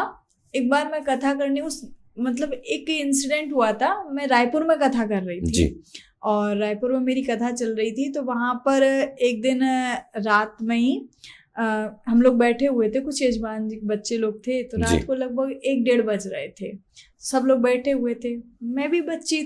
तो मैं भी बच्चों के साथ मस्ती कर रही थी। जी। तो वो लोग बोले दीदी आपने रायपुर में क्या क्या देखा है? मैंने कहा भैया देखा तो बहुत कुछ है, पर रायपुर के रोड ज्यादा देखे, क्योंकि मेरा काम इधर से इधर आने जाने का ही रहता है। उन्होंने चलो आज आपको रायपुर दिखा के लाते हैं। मैंने कहा चलो चलते हैं। गए हम लोग, एक मॉल में पहुंचे तो वहां पर मॉल में एक महिला ड्यूटी कर रही थी और उसकी उम्र होगी लगभग 24-26 साल की होगी, ठीक है, ज्यादा एज भी नहीं थी उसकी। तो जब वो ड्यूटी कर रही थी तो नाइट ड्यूटी पे थी वो, तो मैं गई। अच्छा, मैं ना जगह पे जाती तो मुझे कुछ कुछ लोगों से मिलना ज्यादा अच्छा लगता है, और मुझे इन लोगों से, जिन लोगों को लोग नीचे स्तर का देखते हैं जी। क्योंकि इस टॉपिक पर भी मैं एक बात बोलूंगी, पर इसके बाद बोलूंगी जी। तो उन्होंने, जब मैंने उससे पूछा, मैंने कहा आप रात के 2 बज रहे हैं, आप यहाँ ड्यूटी कर रहे हो, आपके घर में कौन है? तो बोली मेरा बच्चा और मेरा हस्बैंड। मैंने कहा तो आप फिर यहाँ से कितने बजे जाती हो? बोली सुबह 8 बजे जाती हूँ। मैंने कितने बजे आती हो? बोली रात को 8 बजे आती हूँ। मैंने यहाँ से जा कर के, फिर बोले यहाँ से सुबह 8 बजे जाती हूँ मैं, फिर जा कर के बच्चे के लिए टिफिन बनाती हूँ, उसका टिफिन वगैरह बना करके, नहा धो के, फिर हस्बैंड के लिए खाना पीना बना करके 1-2 घंटे रेस्ट करती हूँ, शाम को फिर आने की तैयारी करने लगती हूँ। मैंने कहा आप इतना वर्क करती हो और आप नाइट ड्यूटी कर रही हो, आप एक महिला हो और 26-28 साल आपकी एज है, कोई ज्यादा एज भी नहीं है, आपको लोग कुछ बोलते नहीं है? उन्होंने जो जवाब दिया ना मुझे, वो जवाब मुझे हकीकत में बहुत सुंदर लगा। और जो लोग कहते हैं ना कि क्या कहेंगे लोग, ये जवाब उन लोगों के लिए है। उन्होंने कहा, बोले दीदी आपने जो कहा वो सही कहा कि लोग कुछ बोलते नहीं, लोग बोलते हैं जी, पर क्या जो लोग बोलते हैं वो मेरे घर में राशन रख के जाएंगे? अगर मेरा बेटा भूखा होगा तो क्या वो मेरे बेटे को खिला के जाएंगे? अगर मैं घर में भूखी हूं तो क्या वो मेरे को खिला करके जाएंगे जी? कोई नहीं खिलाएगा, वो मुझे ही करना पड़ेगा। जिसे जो बोलना है बोलने दो, मैं अपना काम कर रही हूँ, मुझे पता है कि मैं गलत काम नहीं कर रही हूँ, मैं मेहनत कर रही हूँ, मेहनत से कमा रही हूँ। मेरे को एक और चीज इससे याद आई कि देखिए, चाहे वो महिला है, जब हम एक तरफ बात करते हैं कि एक महिला और एक पुरुष बराबरी पे है, तो हम महिलाओं से ये क्वेश्चन क्यों पूछ रहे हैं? पहली चीज, उसका कारण भी मेरे को समझ में आता है। ये नहीं कि आपने कोई अनोखा क्वेश्चन पूछा, एक क्यूरियोसिटी इंसान के दिमाग में आती है कि भाई एक लेडी रात को जॉब कर रही है, वो क्यों है? क्योंकि हमारा देश उतना सेफ नहीं है अभी। हाँ। असल में हमारा देश जो है ना, उसमें 90% लोग यही चाहते हैं, 90% लोग, और समझते भी हैं कि हमारे मतलब यहाँ पर लॉ एंड ऑर्डर्स अच्छे हों, हमारे घर वाले सेफ रहें, चाहे वो लेडी है, बच्चा है, सब सेफ रहे, हर कोई यही चाह रहा है। पर हमारा सिस्टम जो है ना, वो इतना कंपैटिबल नहीं है, वो इतना सेफ नहीं है इनके लिए। इसलिए आपको ये क्वेश्चन पूछने की जरूरत है। जिस दिन हमारे सिस्टम में जो एरर्स हैं वो खत्म हो जाए, हमारे डिपार्टमेंट्स जो कि सेफ्टी के लिए हैं, चाहे वो पुलिस है या कोई और डिपार्टमेंट है, जिस दिन वो और अच्छे से इसको कवर अप कर पाएंगे, कोशिश करते हैं। पर आप ये देखिए ना, कितने % लोगों के ऊपर कितने पुलिस वाले हैं? बहुत ही कम है। एक डेटा आया था, उसके अंदर पता नहीं कितने हजारों पे एक पुलिस वाला था। तो वो कैसे कंट्रोल करेंगे? नहीं कर सकते। वो हर जगह प्रेजेंट नहीं हो सकते, बिल्कुल नहीं हो सकते। तो सिस्टम को दोष देने से नहीं, और हायरिंग करनी जरूरी है, ज्यादा पुलिस वाले होने जरूरी है, सिस्टम में एरर्स को हटाना जरूरी है, और थोड़ा सा सेफ्टी पैरामीटर्स को ज्यादा करना पड़ेगा। नहीं तो आप और मैं और हम जैसे लोग जो कि आज मतलब अच्छे चीजों को जान रहे हैं, या हमारी क्षमता है इन सब चीजों को बोलने की, हमें भी ये क्वेश्चन करना पड़ रहा है। तो ये दुर्भाग्य है इस देश का आज के टाइम में। ये वास्तविकता है। मतलब ना, हमारे यहाँ का, मैं तो कहती हूँ ये सिस्टम भी है, और कुछ लोग इस चीज का दुरुपयोग भी कर लेते हैं जी। जैसे कुछ आजकल जो हमारा लॉ है, जो बेटियों के लिए, लड़कियों के लिए जो सुविधाएं दे रहे हैं, उसका दुरुपयोग कर रहे हैं। तो वही चीज है कि हमको भी दोनों चीजें हैं, सरकार को भी समझना चाहिए और हमको भी समझना चाहिए। हम लोग क्या करते हैं, हर चीज को लेकर के सरकार के ऊपर रख देते हैं। सरकार ऐसा नहीं कर रही है। अब मतलब हर चीज में सरकार को ऐसा करना चाहिए, सरकार को ये करना चाहिए। जैसे कि अभी जो कलकत्ता वाला जो केस हुआ, अब उसमें कोई कहे कि उसको फांसी की सजा दे दो, क्या हो जाएगा उससे? अगर फांसी की सजा दे भी दी तो उससे क्या हो जाएगा? वो भी गई और वो भी गया जी। ऐसे व्यक्ति को मेरे हिसाब से नहीं, भागवत जी में भी लिखा है, भागवत जी के पंचम स्कंद में 28 प्रकार के नरकों का वर्णन है, तो वहां भी एक रौरव नाम के नरक का वर्णन है। अच्छा। और उस नरक में जो वेदना दी जाती है ना, ऐसे लोगों को वही वेदना जीते जी देनी चाहिए, वो मरने के बाद दी जाती है। वहां वेदना सिर्फ आत्मा को होती है, पर यहाँ वेदना साथ में शरीर को भी होगी। रौरव नाम का जो नरक है, उस नरक में एक गरम तेल का कढ़ाया होता है जी। उस कढ़ाई में व्यक्ति को डाला जाता है, उसको खोलते हुए तेल में डाला जाता है। अब उस समय अभी तो हम चीख सकते हैं, चिल्ला सकते हैं, बट वो आत्मा ना चीख सकती ना चिल्ला सकती। वो तड़प कितनी तड़प होती है जी। एक असीपत्र नाम का नरक होता, असीपत्र वन नाम का एक नरक होता है। उसमें एक जो वृक्ष होता है, वृक्ष के जो पत्ते होते हैं वो एकदम धारदार होते हैं। अच्छा। उन पत्तों पे चलाया जाता है। तो सबके लिए व्यवस्था वहां पे व्यवस्था करी गई है। तो जो व्यवस्था वहां करी गई है ना, अब वही व्यवस्था यहाँ होनी चाहिए, तड़पाना चाहिए उनको। मेरे को लगता है कलयुग है और यहाँ पर नर्क ऐसे ही होने चाहिए। ऐसे ही होने चाहिए, बिल्कुल। ऐसी सजा देखिए, सीधी मौत की सजा दे दी, वो सजा नहीं है। देखिए ये जिस टाइप की चीजें चल रही हैं हमारे देश में, 150 करोड़ की आबादी हो गई है, 150 करोड़, और कितने जो लोग रिफ्यूजीज आ जाते हैं जिनके ऊपर हम ध्यान नहीं दे पा रहे या हम कवर अप नहीं कर पा रहे, छुप के घुसपैठिए आ जाते हैं, तो उनको और जोड़ लेते हैं। तो 150 करोड़ की आबादी के अंदर ये केसेस तो बढ़ेंगे। आज टाइम आ गया। पहले अगर इकोनॉमी वाइज बोलूं, बहुत अच्छा है कि यूथ सबसे ज्यादा है तो रेवेन्यू सबसे ज्यादा होगा, ये बहुत अच्छी चीज चल रही है।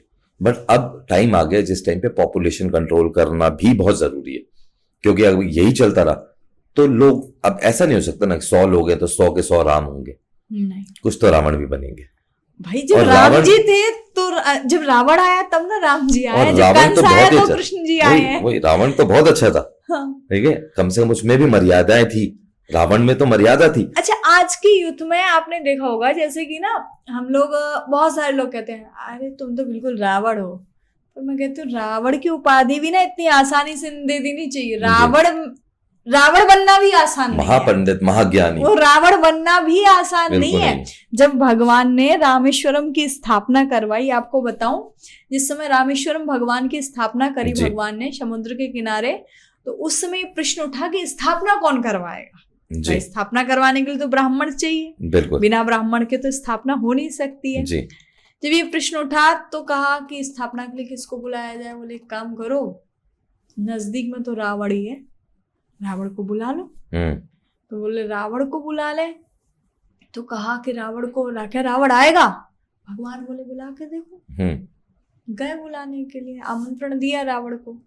और जब रावण को आमंत्रण दिया तो पूछा, रावण बैठा हुआ था अपनी सभा में, और जब सभा में जाकर के रावण को संदेश सुनाया कि प्रभु श्री राम रामेश्वरम की स्थापना करना चाह रहे हैं और आपको बुला रहे हैं, आपको चल करके स्थापना करवानी है।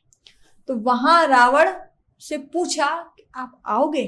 रावण मौन रहा, कुछ जवाब नहीं दिया। रावण ने अपने राज सिंहासन पर बैठा हुआ था लंकापुरी में, वहां जवाब नहीं दिया। रावण तुरंत उठ करके गया, वहां से उठ के गया, अपने कक्ष में गया, और कक्ष में जाकर के वहां से जब निकला, वो राजा रावण, वो लंका का राजा रावण जब अपने कक्ष से निकला तो उसने एक अचला लपेटा, एक पटका ओढ़ा। बोले अब चल। बोले अभी तुमने जवाब क्यों नहीं दिया जब मैंने पूछा तब? बोले तब मैं दैत्य रावण था, पर अब मैं स्थापना करवाने जा रहा हूं महापंडित रावण। बिल्कुल।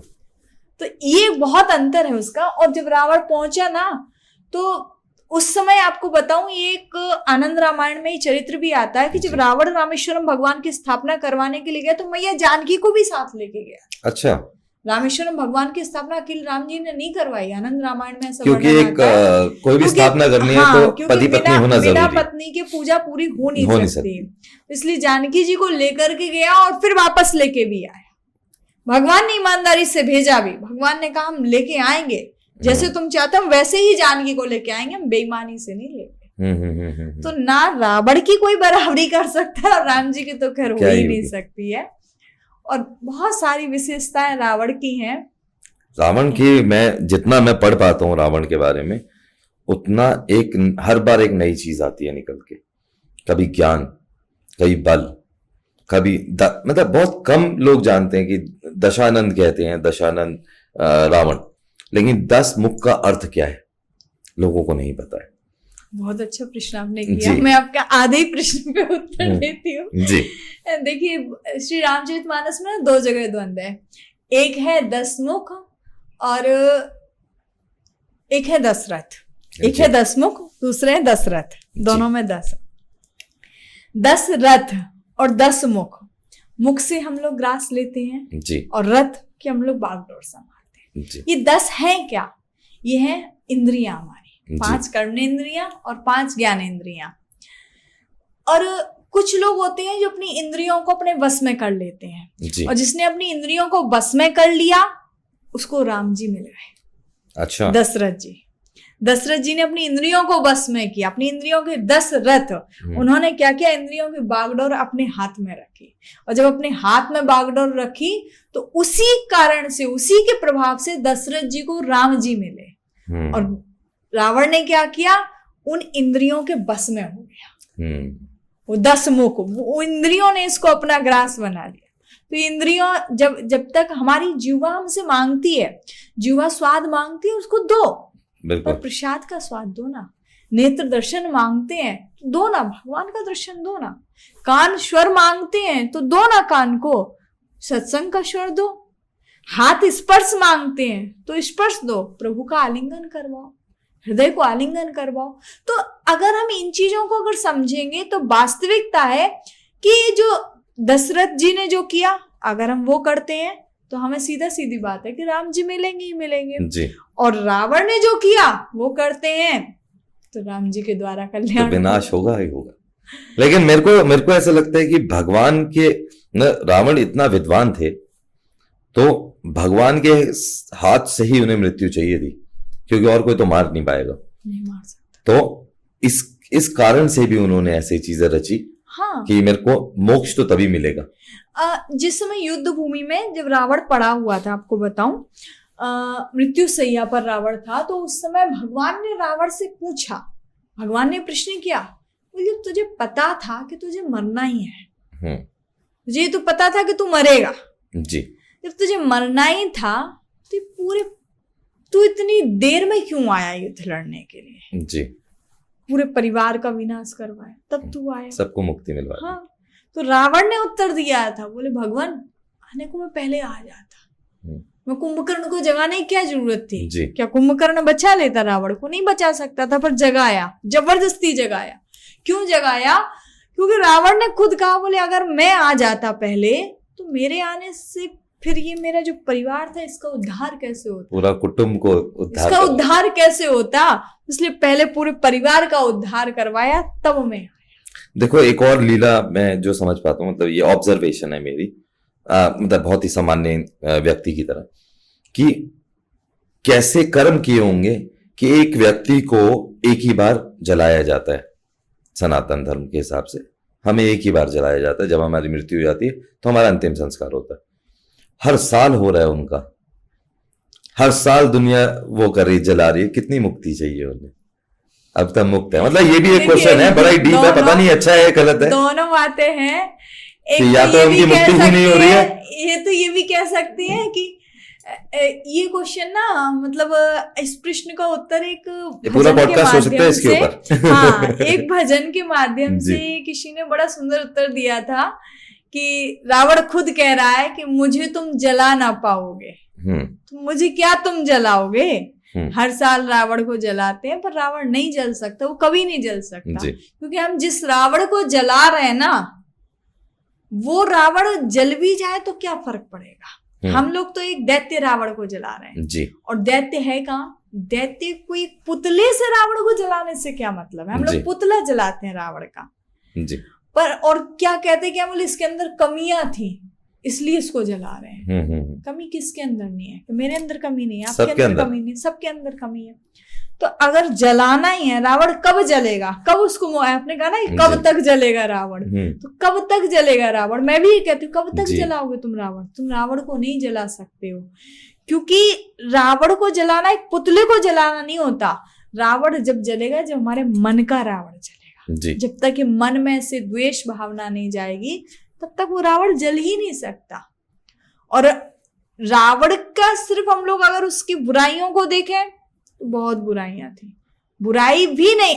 और अगर मैं कहूं, शायद हो सकता है कुछ लोगों को सुनने में बात बुरी लगे जी, अगर रावण की बुराई भी देखे ना तो बुराई में भी कहीं ना कहीं एक अच्छाई छुपी हुई थी, उसका खुद का कल्याण छुपा हुआ जी। था, उसका स्वयं का कल्याण छुपा हुआ था। अगर रावण गलत हो तो मैया जानकी 1 वर्ष तक रावण के यहाँ नहीं, रावण ने मैया जानकी को स्पर्श भी नहीं कर, जी बिल्कुल। ऐसा नहीं था कि रावण स्पर्श नहीं कर सकता था, जब रावण उठा के लाया तभी तो स्पर्श किया ना, बिल्कुल।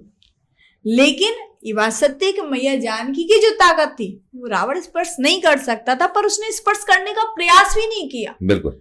रावण हमेशा, आप देखना श्री रामचरितमानस में जहां भी वर्णन आया है वहां आप पढ़ना, तो रावण ने दूर खड़े होकर के, सुख वाटिका में दूर खड़े होकर के कहा कि जानकी एक बार भी लोक ममोरा, उसने तो कहा ही नहीं कि मुझे स्पर्श चाहिए। बिल्कुल। रावण को स्पर्श तो चाहिए ही नहीं था, रावण ने एक ही बात कही कि एक बार विलोक ममोरा, केवल एक बार मेरी तरफ देख लो, सिर्फ इतना चाहता था रावण। मैं सब कुछ तुम्हारे ऊपर न्यौछावर कर दूंगा, केवल एक बार मेरी ओर देख लो। पर मैया जानकी भी, मैं तुम्हारी ओर कैसे देख सकती हूँ? जब रावण मैया पर हट करने लगा तब फिर एक तिनके का टुकड़ा उठा, एक तिनके का सहारा लिया, तृण धरी ओट कहत बैले ही, एक तिनके का सहारा लेकर के मानो रावण को ज्ञान दे दिया, मेरे सामने तेरी, प्रभु श्री राम जी के सामने तेरी सिर्फ केवल एक तिनके की तरह औकात है। और मैं स्पर्श की जहां तक बात करूं, देखिए ये आज भी वैलिड है। स्पर्श कई तरीके का होता है। जब उन्होंने हरण किया तो स्पर्श था ग्रेशन वाला, उसके लिए तो उठाने ही पड़ेगा। हाँ। वो स्पर्श अलग था। आज भी हम स्कूल में सिखा रहे हैं ना अपने बच्चों को गुड टच, बैड टच। तो वो क्या है, स्पर्श कौन से टाइप का है?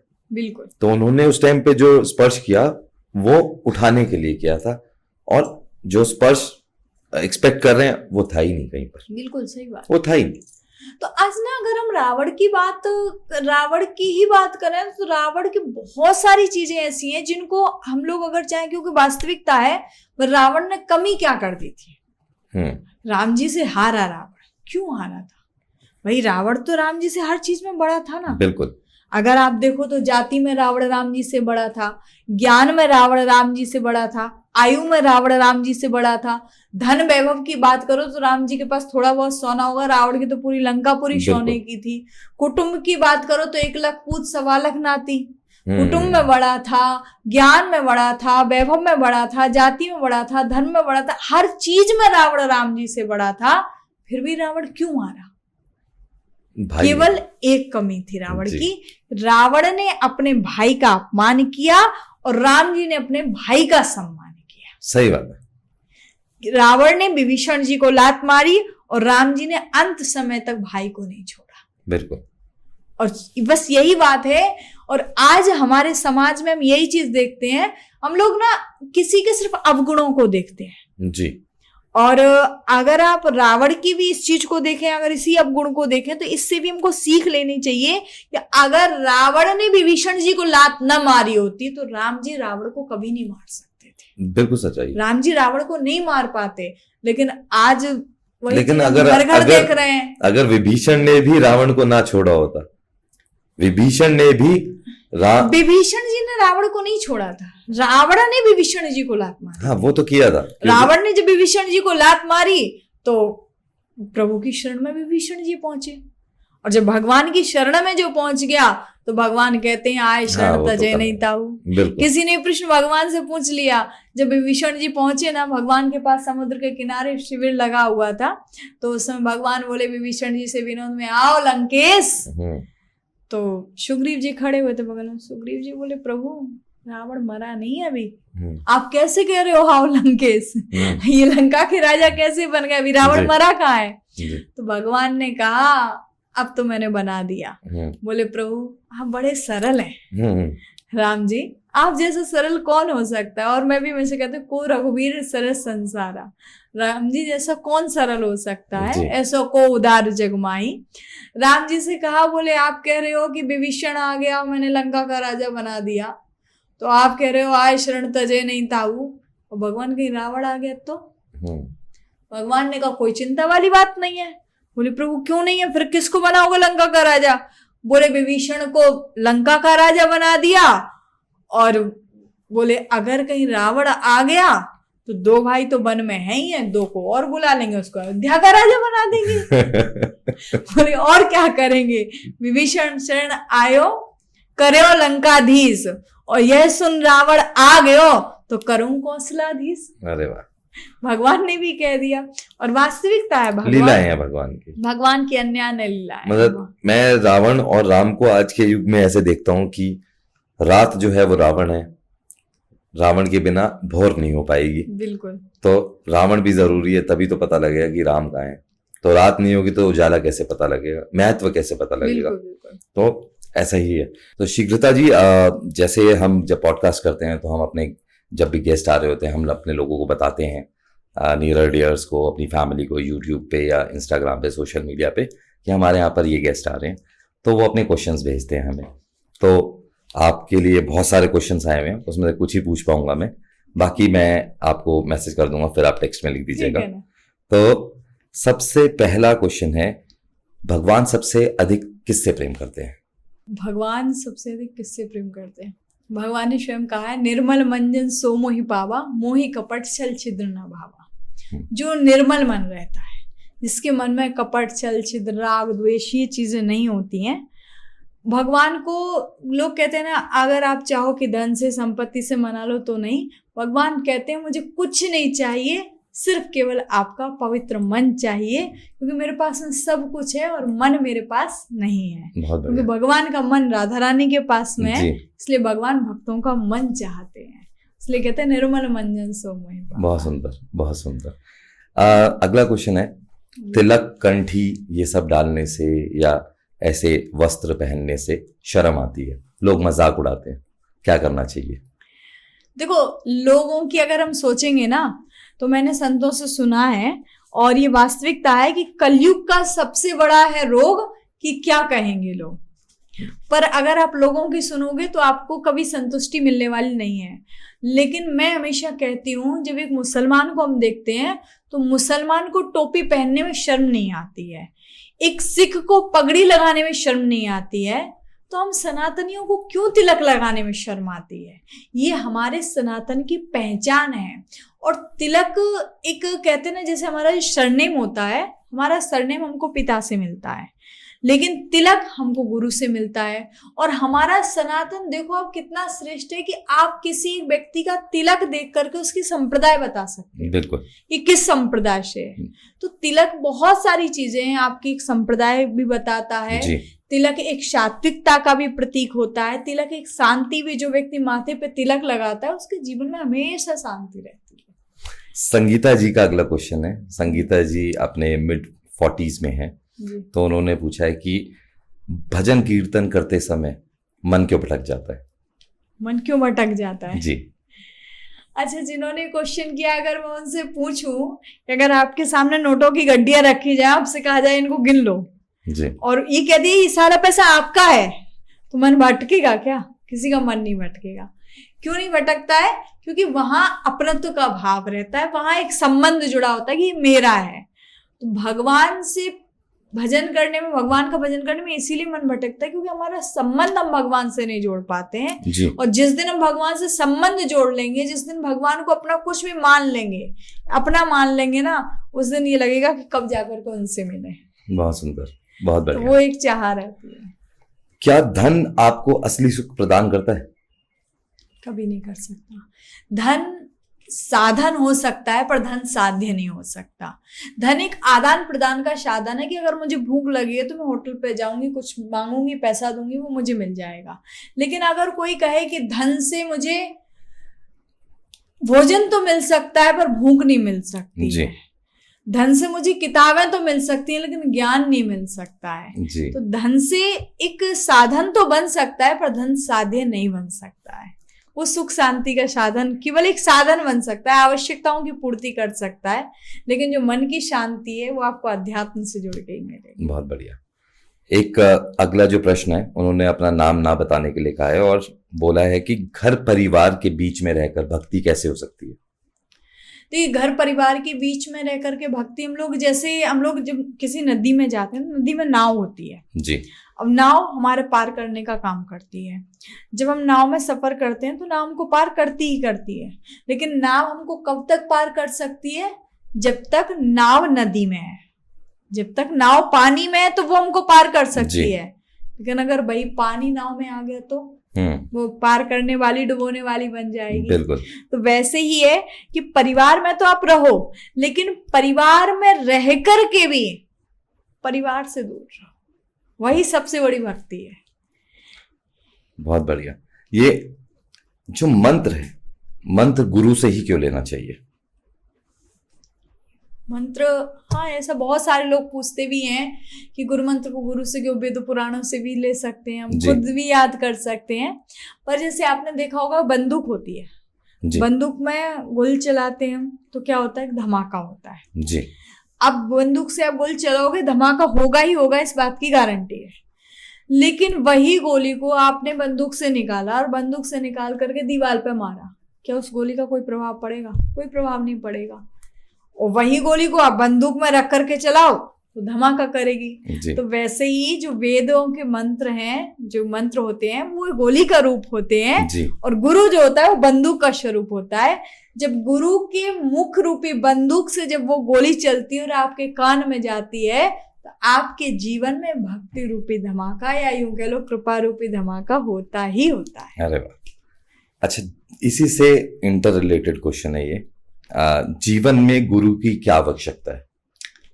वैसे तो आपने पहले उसमें ही उत्तर इतना सुंदर दे दिया, लेकिन फिर भी अगर गुरु का वर्णन करने बैठूं ना तो आज का दिन पूरा निकल जाएगा जी। पर बहुत थोड़े से शब्दों में बताऊं, गु माने होता है अंधकार और रू माने होता है प्रकाश जी। जो हमको अंधकार से प्रकाश की ओर लेकर के जाए, वही सच्चा सदगुरु होता है जी।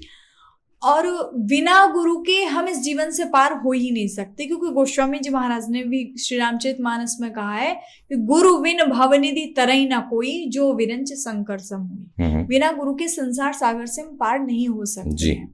तो गुरु बनाना बहुत आवश्यक है। पर गुरु हम बनाते तो हैं, लेकिन बात यह है कि गुरु बनाए किसको? प्रश्न भी उठता है बिल्कुल कि भाई जो अंधकार से प्रकाश को लेके कौन जाएगा, किसको बनाए? तो कहा है कि एक कहावत है, गुरु बनाओ जान के और पानी पियो छान के। पर मैं इसको उल्टा बोलती हूँ। अगर आपसे को गुरु बनाओ जान के, आप किसी व्यक्ति को क्या जान सकते हो? अगर आप मुझे आप जानना चाहोगे तो मैं आपको जो जानना चाहूंगी आप सिर्फ उतना जान सकते हो। बिल्कुल। तो मैं कहती हूँ गुरु बनाओ छान कर, पानी पियो जान के जी। अगर कोई गंदे नाली का पानी रखे, आपसे कहो छान के पी लो, तो क्या पी सकते हैं? नहीं पी सकते हैं। तो वैसे ही गुरु को हमेशा गुरु को छानने की आवश्यकता है। आप ये समझो कि गुरु हम जिसको बना रहे हैं, क्या उस पर भगवान की कृपा है? लोभी गुरु लालची चेला, हो नरक में ठेलम ठेला। दूसरी चीज, एक चीज और है, गुरु जरूरी नहीं है कि आप किसी मनुष्य को ही बनाओ जी। आप दत्तात्रेय जी ने तो 24 गुरु बनाए थे, तो गुरु तो आप किसी को भी बना सकते हैं। बिल्कुल। मैंने भी अपने जीवन में एक गुरु बनाया, आपको बताऊं जी। बात थोड़ी लंबी हो रही है पर मैं बताती हूँ। एक बार मेरी कथा चल रही थी मध्य प्रदेश में जी। तो वहां पर दतिया जिला में डबरा करके एक जगह है। अच्छा। तो हम लोग पहुंचे वहां पर, सभी लोग, मेरी पूरी टीम थी। तो वहां पर क्या चाय नाश्ता चल रहा था। तो उस समय ना एक कुत्ता आया जी। और वो जब कुत्ता आया सामने, तो मैंने देखा वो क्या रहा था, बार बार ऐसे पैर करे, फिर हाथ जोड़े, फिर ऐसे करे, फिर हाथ जोड़े। तो हमारे जो यजमान जी थे, उन्होंने लिया, बिस्किट उठाई, उसको दे दी जी।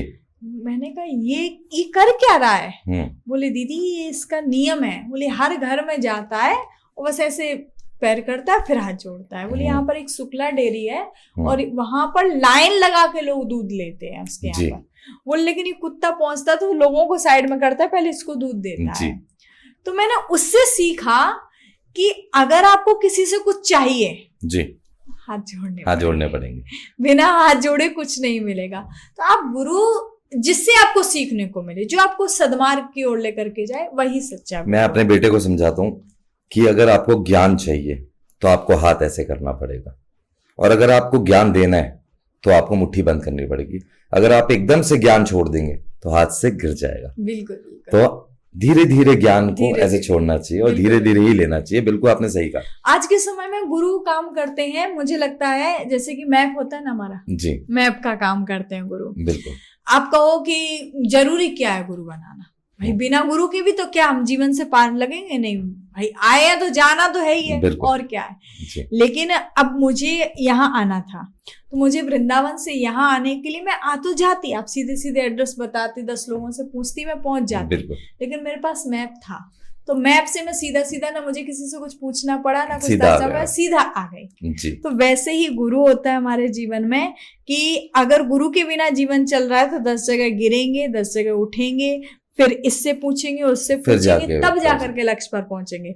लेकिन गुरु हमको सीधे सीधा सीधे हाथ रास्ता। पकड़ के और लक्ष्य तक पहुंचा। बहुत बढ़िया, बहुत ही अच्छी कन्वर्सेशन रही है अभी तक आपके साथ में। बहुत ही मजा आ रहा था सुनने में। मुझे भी बहुत और अच्छा लगा। मेरा मन नहीं कर रहा कि अभी हम ये पॉडकास्ट को एंड करें, बट लिमिटेशन है टाइम की, आपको आगे जाना है मुझे पता है। सो जाते जाते हमारे जितने भी दर्शक हैं, जितनी हमारी फैमिली है, उनके लिए कोई ऐसा ज्ञान या ऐसे शब्द जो आप देना चाहते हो ताकि वो अपने जीवन में प्रेरित हो सके और अच्छे मार्ग को चुन सके। देखिए, मैं बस इतना ही कहना चाहूंगी कि आज कलयुग में सबसे ज्यादा यदि आवश्यकता है तो विश्वास की है और भक्ति की है।